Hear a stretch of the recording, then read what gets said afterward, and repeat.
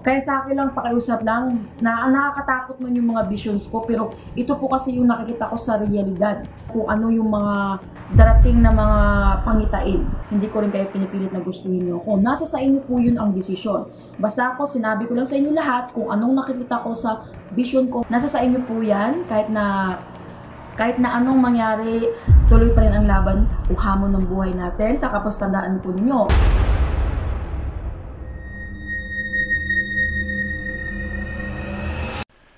Hello po mga ka-PTV, sa video na ito ay tatalakayin natin ang pangitain na mas nahigitan ang dami ng mga nasawi sa tindi ng pinsala. Pero kung ikaw ay hindi pa nakasubscribe sa aking channel, baka naman.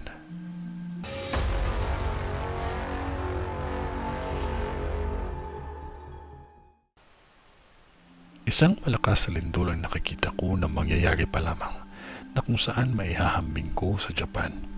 Sa lindol na ito may nakakita akong kilalang personalidad sa lugar na ito na masasawi dahil sa hamon na kalikasan. Isang lindol na kung saan kasama ang pagyanig ng karagatan.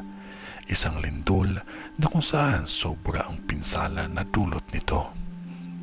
Isang malaking tidal wave ang nakikita ko na magaganap pa lamang.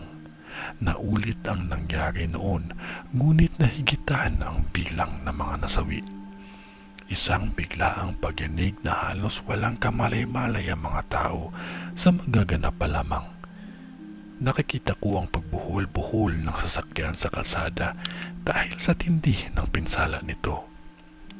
Animoy mahirap maniwalaan, ngunit lahat ng ito ay nakikita ko sa vision ko. Ako ay tao lamang, lahat ng vision ko ay aking ibinabahagi upang makapagbigay ng babala. Huwag katakutan. Dapat masigpitan pa ang pananampalataya natin sa Diyos sa kahit na anong relihiyon na meron tayo. Ang mahalaga ay maging maingat at huwag kalimutan ang manalangin palagi dahil masigit siyang makapangyarihan sa lahat.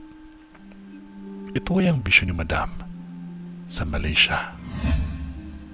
Kung ano man yun, wala pa ding makakatalo sa taimtim na panalangin natin sa Diyos. Magtiwala lamang po tayo sa Kanya kasi mahal niya po tayo.